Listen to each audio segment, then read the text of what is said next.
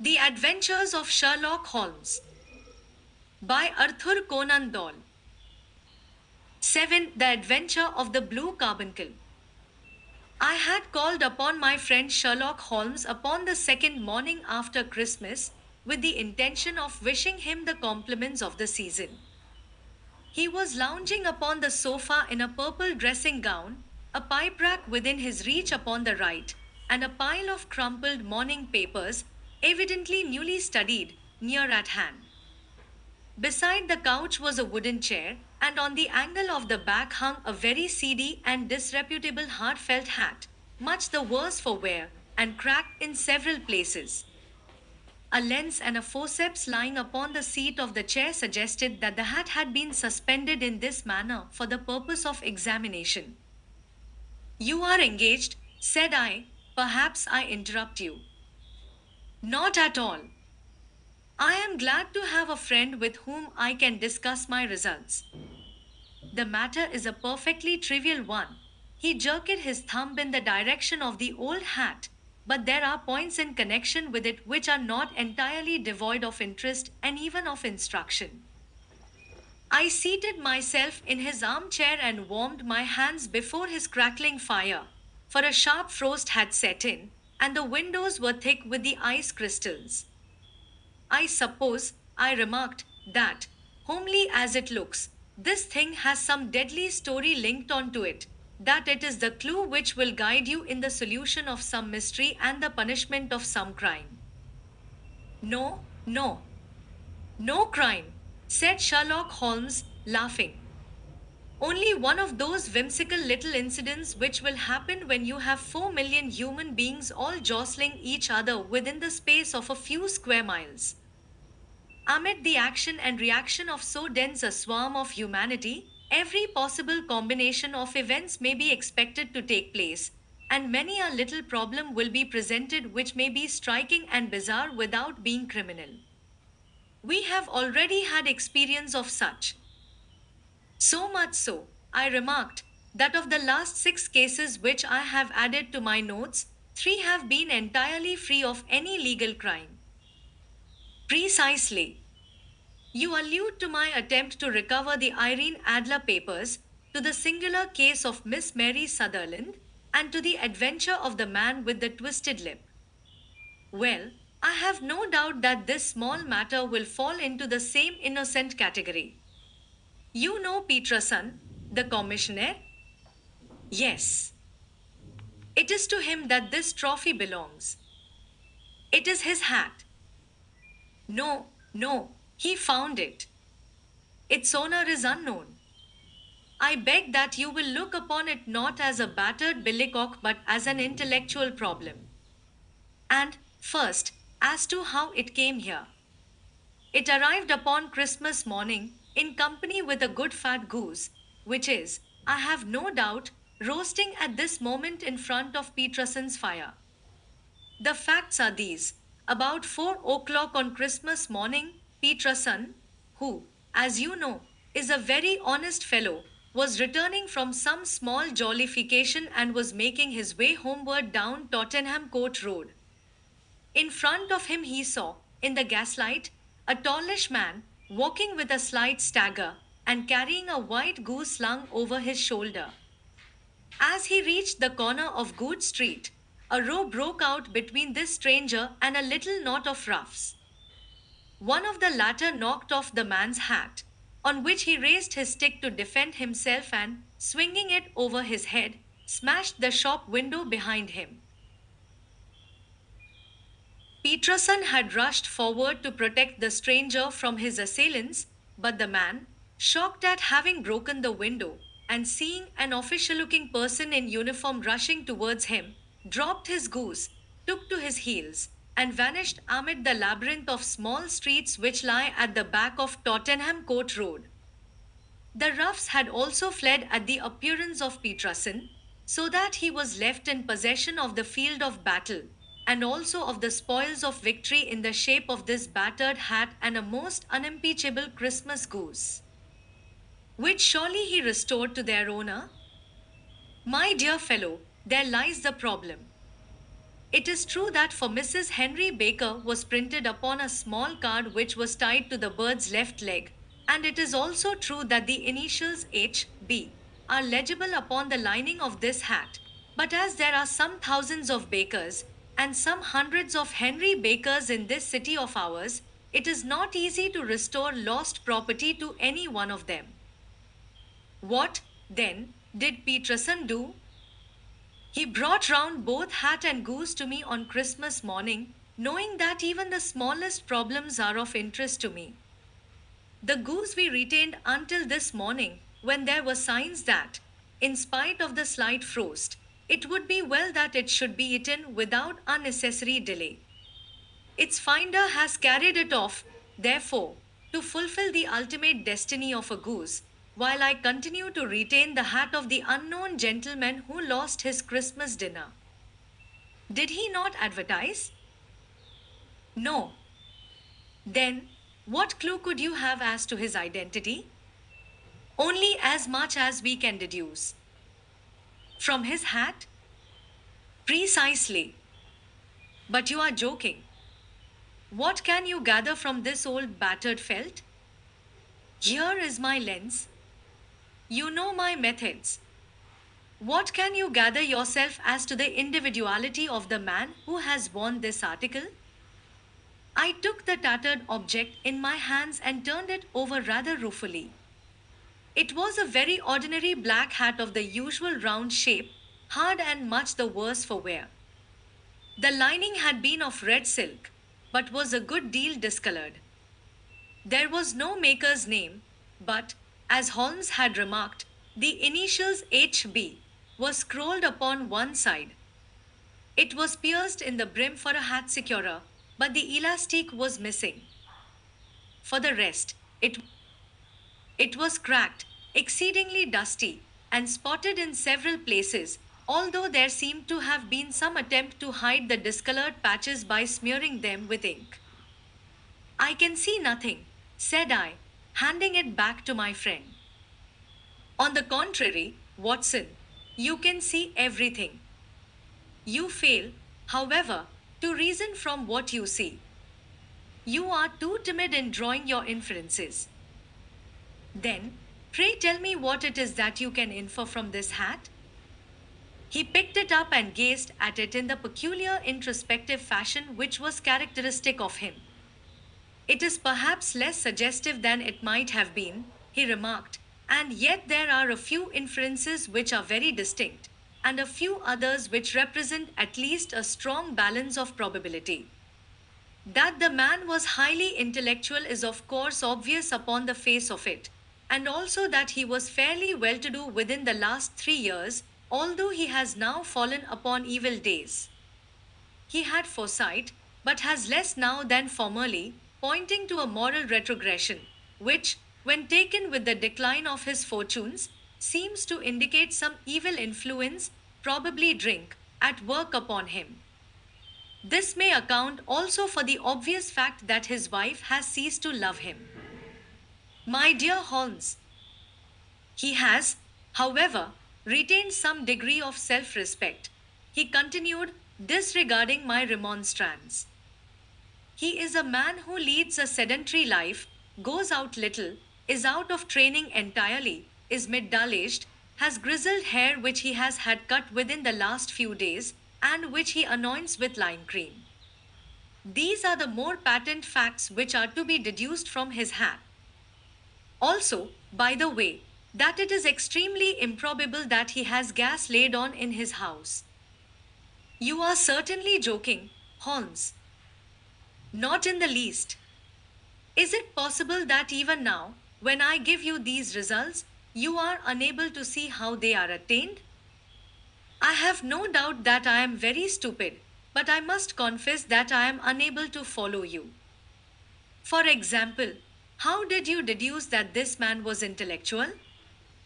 For answer, Holmes clapped the hat upon his head. It came right over the forehead and settled upon the bridge of his nose. It is a question of cubic capacity, said he.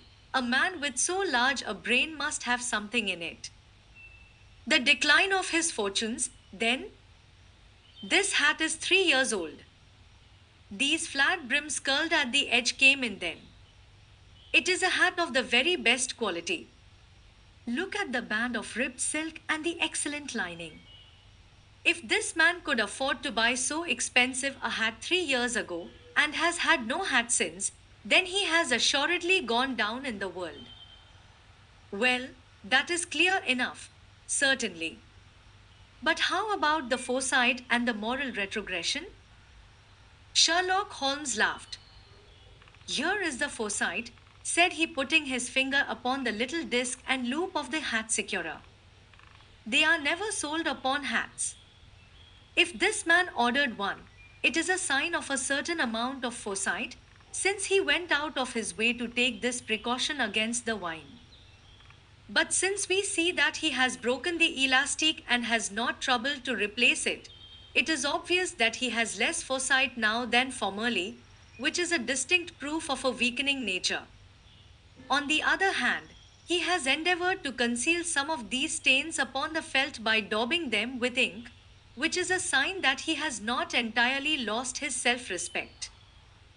Your reasoning is certainly plausible.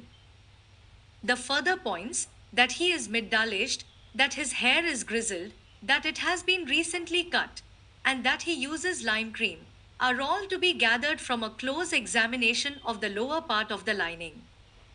The lens discloses a large number of hair-ins, clean cut by the scissors of the barber. They all appear to be adhesive, and there is a distinct odor of lime cream. This dust, you will observe, is not the gritty, grey dust of the street but the fluffy brown dust of the house, showing that it has been hung up indoors most of the time, while the marks of moisture upon the inside are proof positive that the wearer perspired very freely and could therefore hardly be in the best of training. But his wife, you said that she had ceased to love him. This hat has not been brushed for weeks. When I see you, my dear Watson, with a week's accumulation of dust upon your hat, and when your wife allows you to go out in such a state, I shall fear that you also have been unfortunate enough to lose your wife's affection. But he might be a bachelor. Nay, he was bringing home the goose as a peace offering to his wife. Remember the card upon the bird's leg. You have an answer to everything. But how on earth do you deduce that the gas is not laid on in his house? One tallow stain, or even two, might come by chance, but when I see no less than five, I think that there can be little doubt that the individual must be brought into frequent contact with burning tallow, walks upstairs at night probably with his hat in one hand and a guttering candle in the other. Anyhow, he never got tallow stains from a gas jet. Are you satisfied? Well, it is very ingenious, said I, laughing, but since, as you said just now, there has been no crime committed, and no harm done save the loss of a goose, all this seems to be rather a waste of energy. Sherlock Holmes had opened his mouth to reply when the door flew open, and Peterson, the commissioner, rushed into the apartment with flushed cheeks and the face of a man who is dazed with astonishment. The goose, Mr. Holmes. The goose, sir, he gasped. Eh? What of it, then? Has it returned to life and flapped off through the kitchen window? Holmes twisted himself round upon the sofa to get a fairer view of the man's excited face. See here, sir. See what my wife found in its crop. He held out his hand and displayed upon the center of the palm a brilliantly scintillating blue stone, rather smaller than a bean in size, but of such purity and radiance that it twinkled like an electric point in the dark hollow of his hand. Sherlock Holmes sat up with a whistle. By Jove, Peterson, said he, this is treasure trove indeed. I suppose you know what you have got. A diamond, sir? A precious stone. It cuts into glass as though it were putty. It's more than a precious stone. It is the precious stone. Not the Countess of Mocha's blue carbuncle. I ejaculated. Precisely so. I ought to know its size and shape, seeing that I have read the advertisement about it in the Times every day lately. It is absolutely unique, and its value can only be conjectured, but the reward offered of £1,000 is certainly not within a 20th part of the market price. £8,000. Great Lord of Mercy! The commissionaire plumped down into a chair and stared from one to the other of us. That is the reward, and I have reason to know that there are sentimental considerations in the background which would induce the Countess to part with half her fortune if she could but recover the gem. It was lost, if I remember aright, at the Hotel Cosmopolitan, I remarked. Precisely so, on 22nd December, just 5 days ago. John Horner, a plumber, was accused of having abstracted it from the lady's jewel case. The evidence against him was so strong that the case has been referred to the assizes. I have some account of the matter here, I believe. He rummaged amid his newspapers, glancing over the dates, until at last he smoothed one out, doubled it over, and read the following paragraph. Hotel Cosmopolitan Jewel Robbery. John Horner, 26, plumber, was brought up upon the charge of having upon the Bice ND inst dot abstracted from the jewel case of the Countess of Mocha the valuable gem known as the Blue Carbuncle. James Ryder, upper attendant at the hotel, gave his evidence to the effect that he had shown Horner up to the dressing room of the Countess of Mocha upon the day of the robbery in order that he might solder the second bar of the grate, which was loose. He had remained with Horner some little time, but had finally been called away. On returning, he found that Horner had disappeared, that the bureau had been forced open, and that the small morocco casket in which, as it afterwards transpired, the Countess was accustomed to keep her jewel, was lying empty upon the dressing table. Ryder instantly gave the alarm, and Horner was arrested the same evening, but the stone could not be found either upon his person or in his rooms. Catherine Cusack, maid to the Countess, deposed to having heard Ryder's cry of dismay on discovering the robbery, and to having rushed into the room, where she found matters as described by the last witness. Inspector Bradstreet, B Division, gave evidence as to the arrest of Horner, who struggled frantically and protested his innocence in the strongest terms. Evidence of a previous conviction for robbery having been given against the prisoner, the magistrate refused to deal summarily with the offense, but referred it to the assizes. Horner, who had shown signs of intense emotion during the proceedings, fainted away at the conclusion and was carried out of court. Hum! So much for the police court, said Holmes thoughtfully, tossing aside the paper. The question for us now to solve is the sequence of events leading from a rifled jewel case at one end to the crop of a goose in Tottenham Court Road at the other. You see, Watson, our little deductions have suddenly assumed a much more important and less innocent aspect. Here is the stone came from the goose, and the goose came from Mr. Henry Baker, the gentleman with the bad hat and all the other characteristics with which I have bored you. So now we must set ourselves very seriously to finding this gentleman and ascertaining what part he has played in this little mystery. To do this, we must try the simplest means first, and these lie undoubtedly in an advertisement in all the evening papers. If this fail, I shall have recourse to other methods. What will you say? Give me a pencil and that slip of paper. Now, then, found at the corner of Good Street, a goose and a black felt hat. Mr. Henry Baker can have the same by applying at 6:30 this evening at 221B, Baker Street. That is clear and concise. Very. But will he see it? Well, he is sure to keep an eye on the papers, since, to a poor man, The loss was a heavy one. He was clearly so scared by his mischance in breaking the window and by the approach of Peterson that he thought of nothing but flight. But since then, he must have bitterly regretted the impulse which caused him to drop his bird.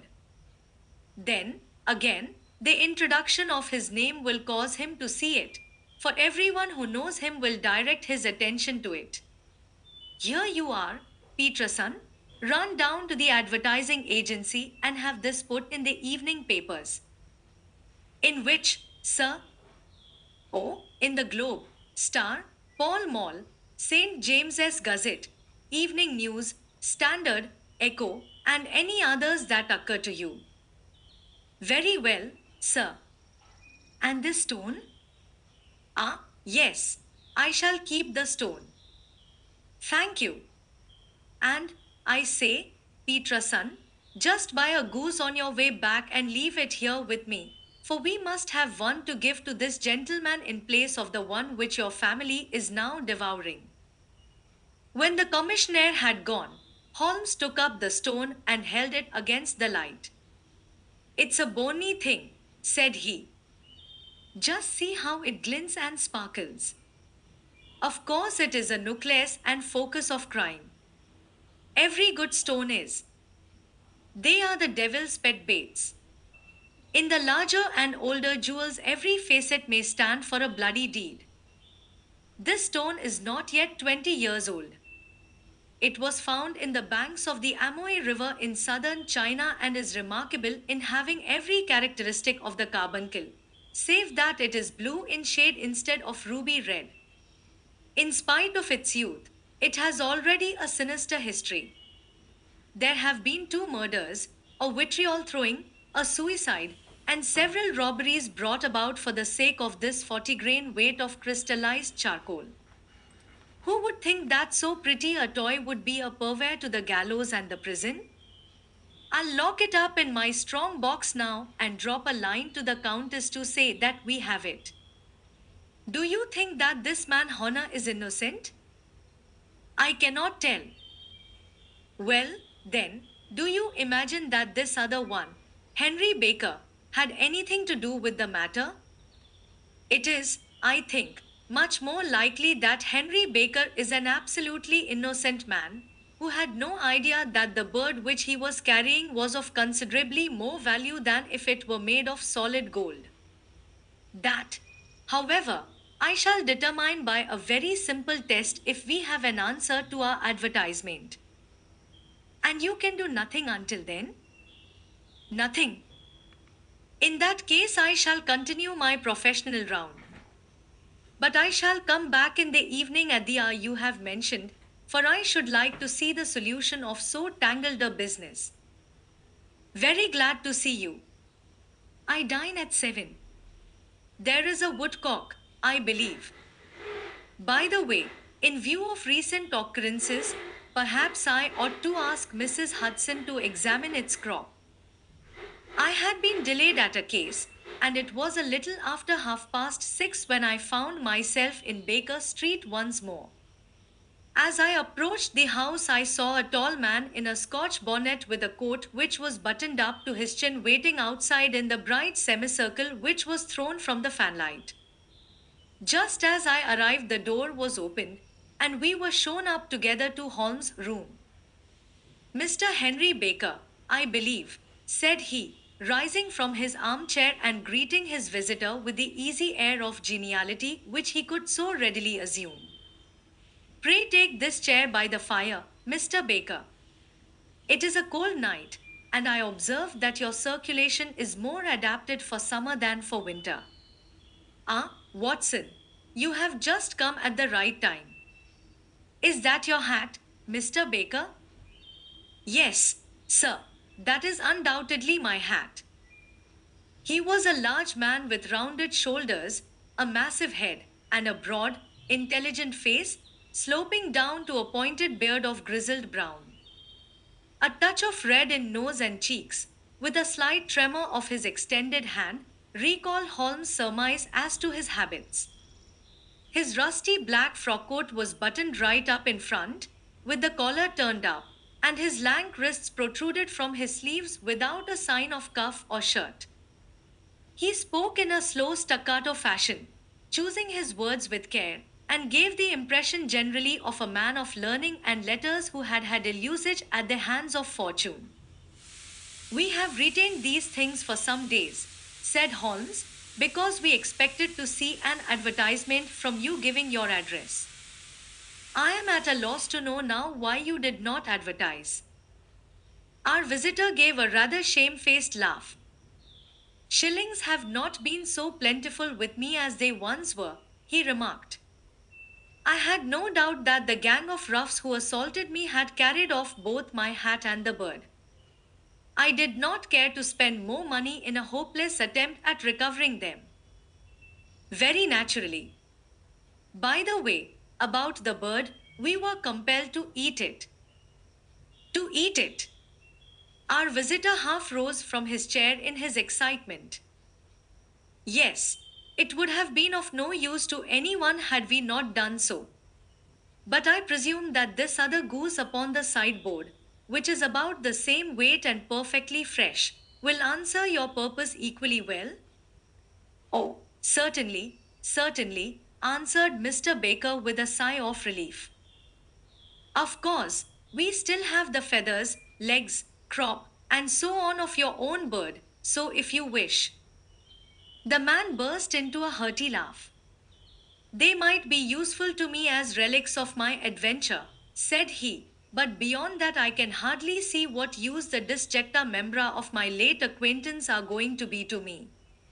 No, sir, I think that, with your permission, I will confine my attentions to the excellent bird which I perceive upon the sideboard.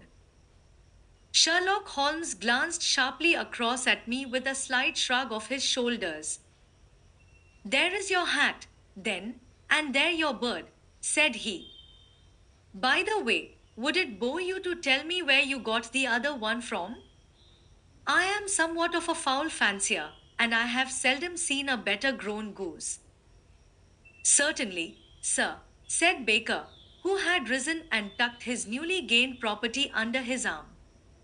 There are a few of us who frequent the Alpha Inn, near the museum. We are to be found in the museum itself during the day, you understand. This year our good host, Windigate by name, instituted a goose club, by which, on consideration of some few pence every week, we were each to receive a bird at Christmas. My pence were duly paid, and the rest is familiar to you. I am much indebted to you, sir, for a Scotch bonnet is fitted neither to my years nor my gravity.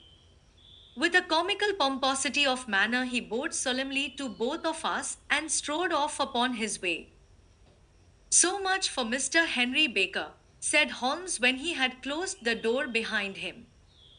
It is quite certain that he knows nothing whatever about the matter. Are you hungry, Watson?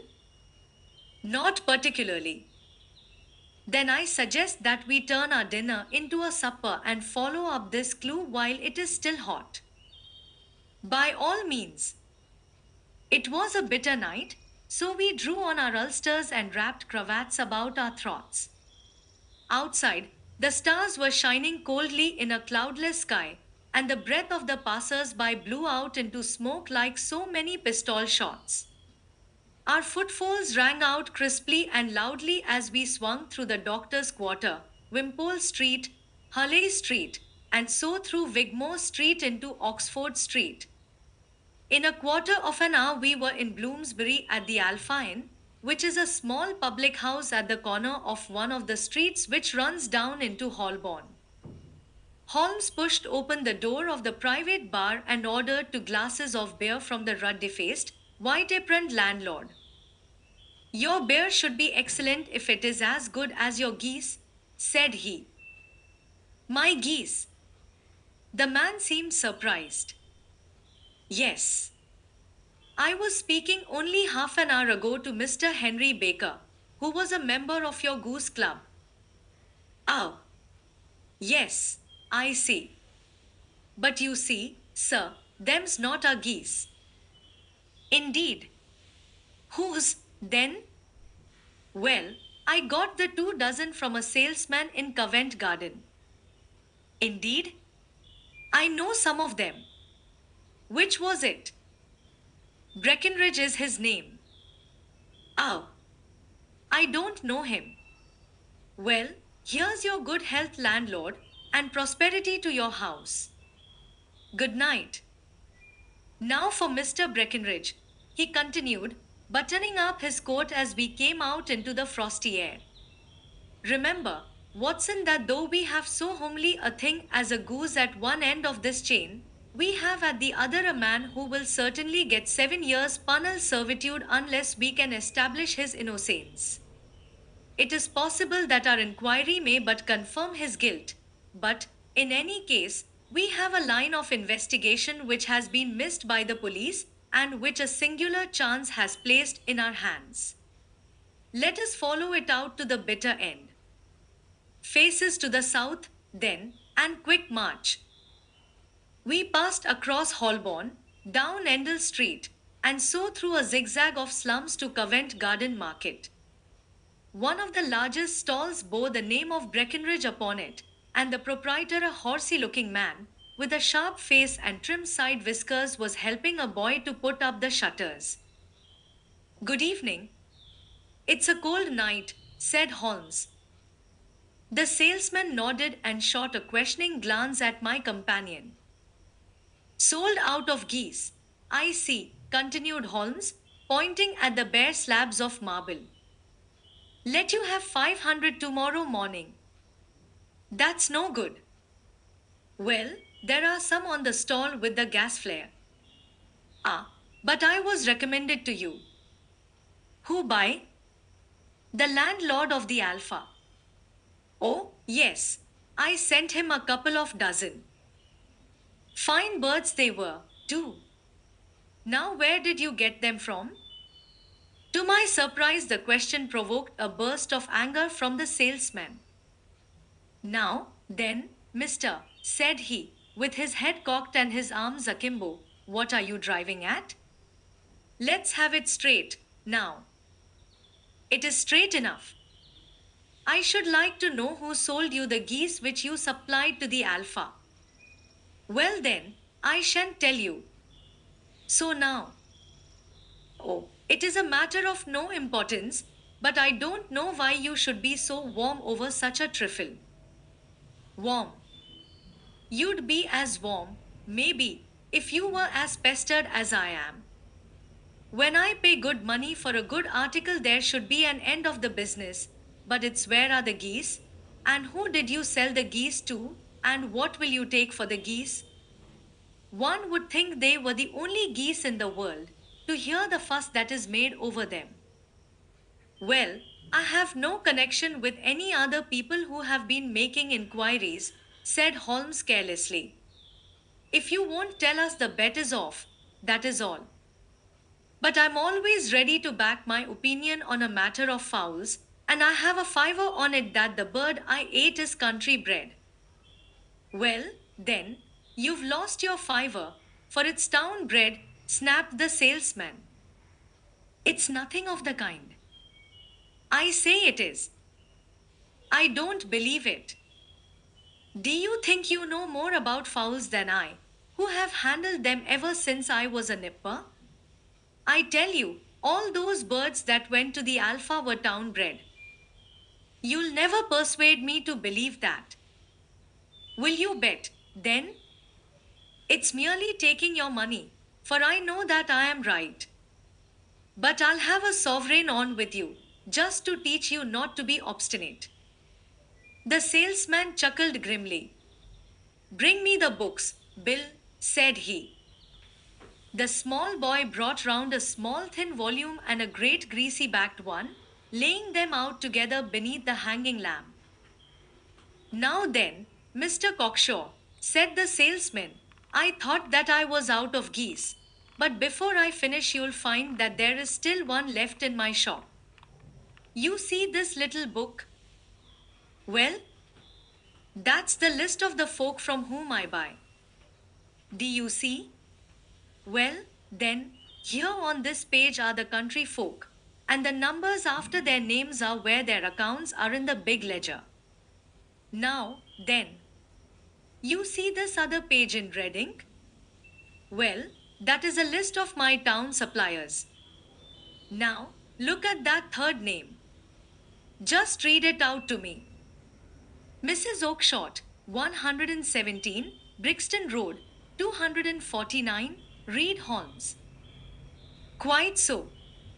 Now turn that up in the ledger. Holmes turned to the page indicated. Here you are, Mrs. Oakshott, 117, Brixton Road, egg and poultry supplier. Now, then, what's the last entry? December 22 ND. 24 geese at Sathes.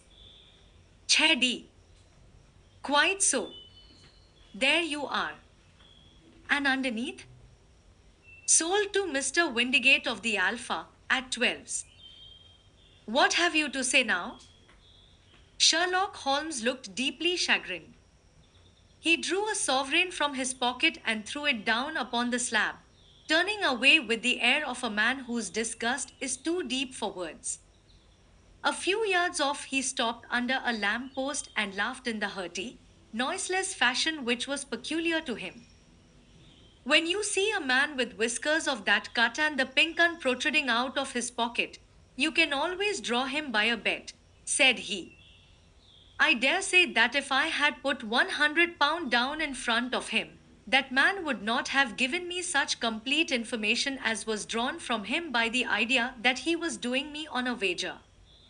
Well, Watson, we are, I fancy, nearing the end of our quest, and the only point which remains to be determined is whether we should go on to this Mrs. Oakshott tonight, or whether we should reserve it for tomorrow. It is clear from what that surly fellow said that there are others besides ourselves who are anxious about the matter, and I should. His remarks were suddenly cut short by a loud hubbub which broke out from the stall which we had just left. Turning round, we saw a little rat-faced fellow standing in the center of the circle of yellow light which was thrown by the swinging lamp, while Breckenridge, the salesman, framed in the door of his stall, was shaking his fists fiercely at the cringing figure. I've had enough of you and your geese, he shouted. I wish you were all at the devil together. If you come pestering me any more with your silly talk, I'll set the dog at you. You bring Mrs. Oakshott here and I'll answer her. But what have you to do with it? Did I buy the geese off you? No, but one of them was mine all the same, whined the little man. Well, then, ask Mrs. Oakshott for it. She told me to ask you. Well, you can ask the King of Prussia, for all I care. I've had enough of it. Get out of this. He rushed fiercely forward, and the inquirer flitted away into the darkness. Ha! This may save us a visit to Brixton Road, whispered Holmes. Come with me, and we will see what is to be made of this fellow. Striding through the scattered knots of people who lounged round the flaring stalls, my companion speedily overtook the little man and touched him upon the shoulder. He sprang round, and I could see in the gaslight that every vestige of color had been driven from his face. Who are you, then? What do you want?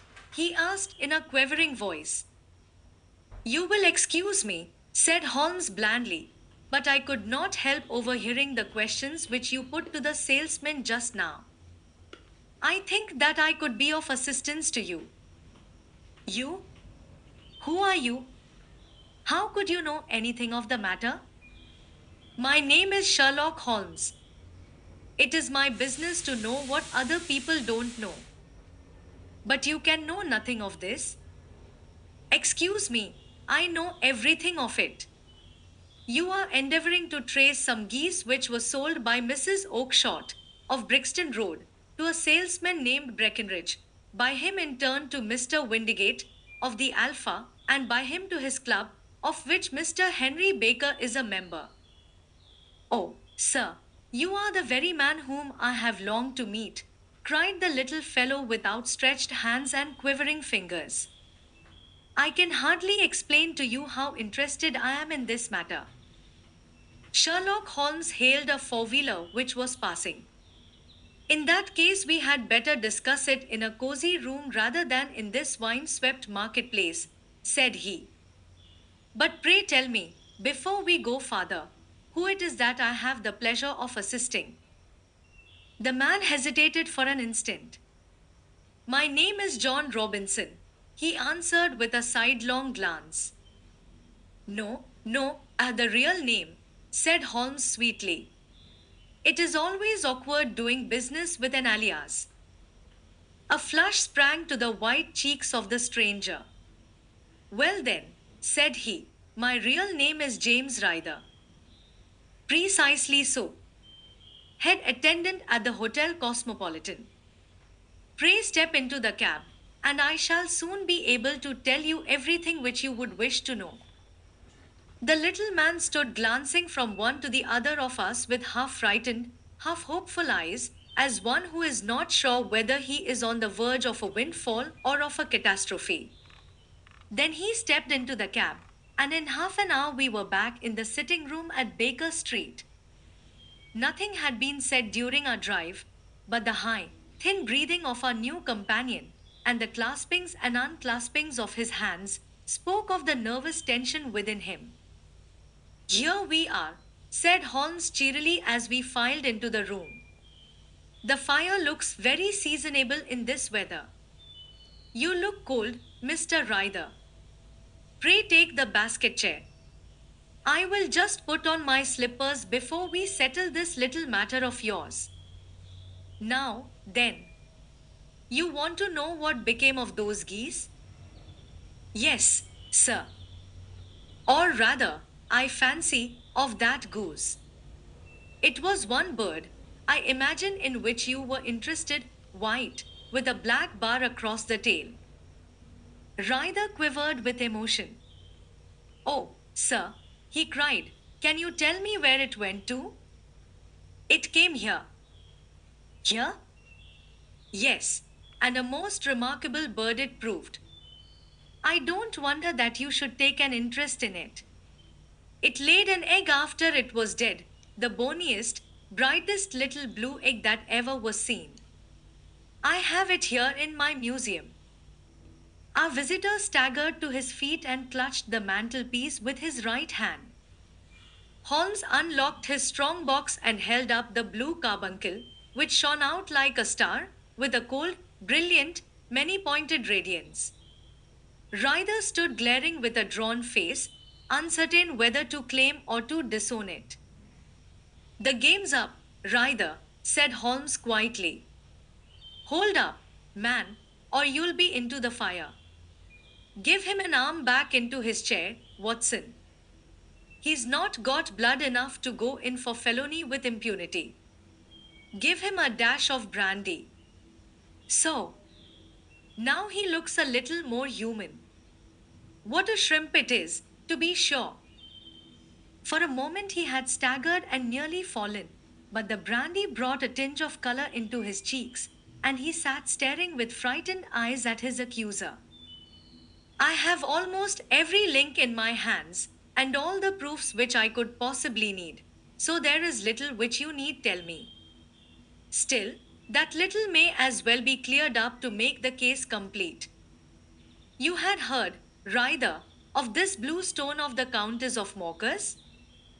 It was Catherine Cusack who told me of it, said he in a crackling voice. I see, her ladyship's waiting maid.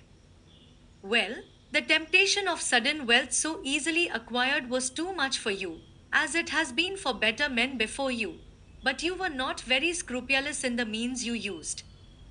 It seems to me, Ryder, that there is the making of a very pretty villain in you. You knew that this man Horner, the plumber, had been concerned in some such matter before, and that suspicion would rest the more readily upon him. What did you do, then? You made some small job in my lady's room, you and your confederate Cusack, and you managed that he should be the man sent for. Then, When he had left, you rifled the jewel case, raised the alarm, and had this unfortunate man arrested. You then. Ryder threw himself down suddenly upon the rug and clutched at my companion's knees. For God's sake, have mercy, he shrieked.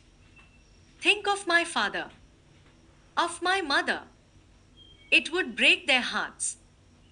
I never went wrong before. I never will again. I swear it. I'll swear it on a Bible. Oh, don't bring it into court. For Christ's sake, don't. Get back into your chair, said Holmes sternly. It is very well to cringe and crawl now. But you thought little enough of this poor Horner in the dock for a crime of which he knew nothing. I will fly, Mr. Holmes. I will leave the country, sir. Then the charge against him will break down. Hum. We will talk about that. And now let us hear a true account of the next act. How came the stone into the goose, and how came the goose into the open market? Tell us the truth, for there lies your only hope of safety. Ryder passed his tongue over his parched lips. I will tell you it just as it happened, sir, said he. When Horner had been arrested, it seemed to me that it would be best for me to get away with the stone at once, for I did not know at what moment the police might not take it into their heads to search me and my room. There was no place about the hotel where it would be safe.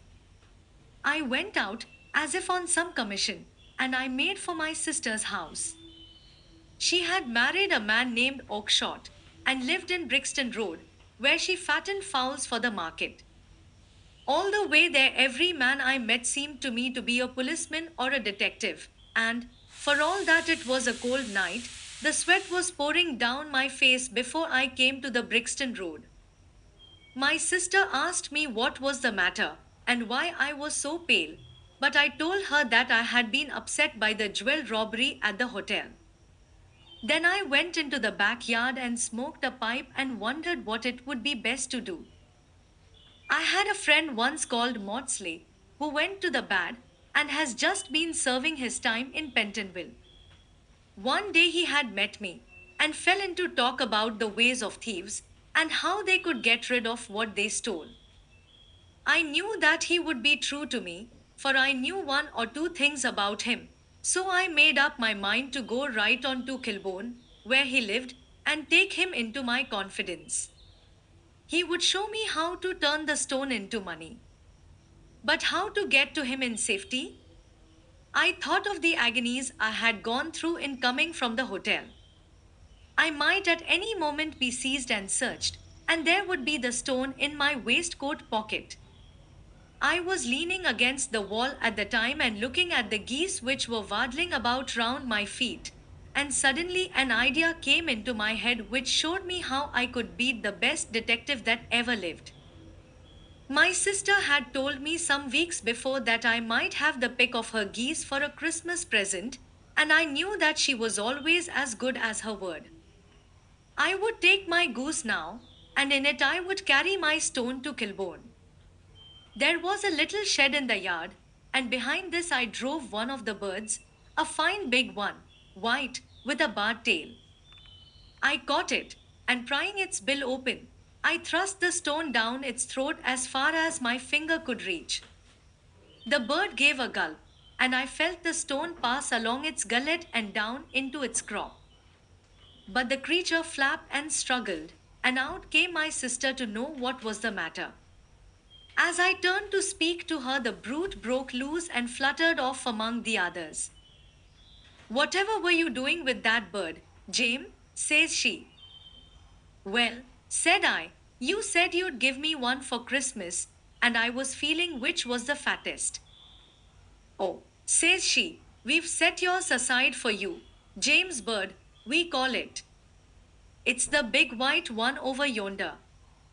There's 26 of them, which makes one for you, and one for us, and 2 dozen for the market. Thank you, Maggie, says I, but if it is all the same to you, I'd rather have that one I was handling just now. The other is a good 3 pound heavier, said she, and we fattened it expressly for you. Never mind. I'll have the other, and I'll take it now, said I. Oh, just as you like, said she, a little huffed. Which is it you want, then? That white one with the barred tail, right in the middle of the flock. Oh, very well. Kill it and take it with you. Well, I did what she said, Mr. Holmes, and I carried the bird all the way to Kilburn. I told my pal what I had done, for he was a man that it was easy to tell a thing like that to. He laughed until he choked, and we got a knife and opened the goose. My heart turned to water, for there was no sign of the stone, and I knew that some terrible mistake had occurred. I left the bird, rushed back to my sister's, and hurried into the backyard. There was not a bird to be seen there. Where are they all, Maggie? I cried. Gone to the dealers, James. Which dealers? Breckenridge, of Covent Garden. But was there another with a barred tail?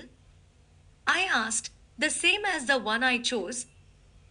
Yes, James, there were two bar-tailed ones, and I could never tell them apart.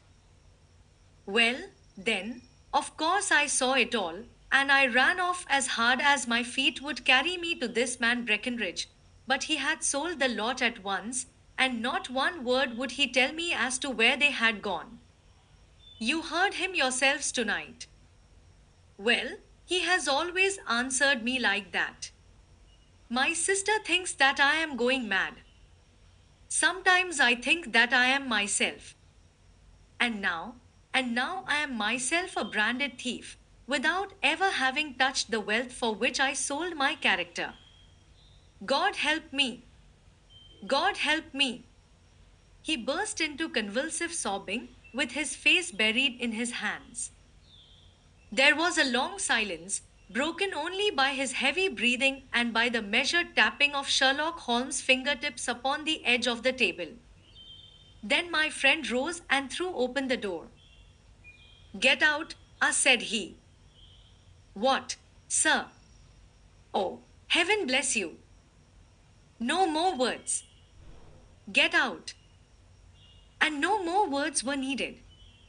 There was a rush, a clatter upon the stairs, the bang of a door, and the crisp rattle of running footfalls from the street. After all, Watson, said Holmes, reaching up his hand for his clay pipe, I am not retained by the police to supply their deficiencies.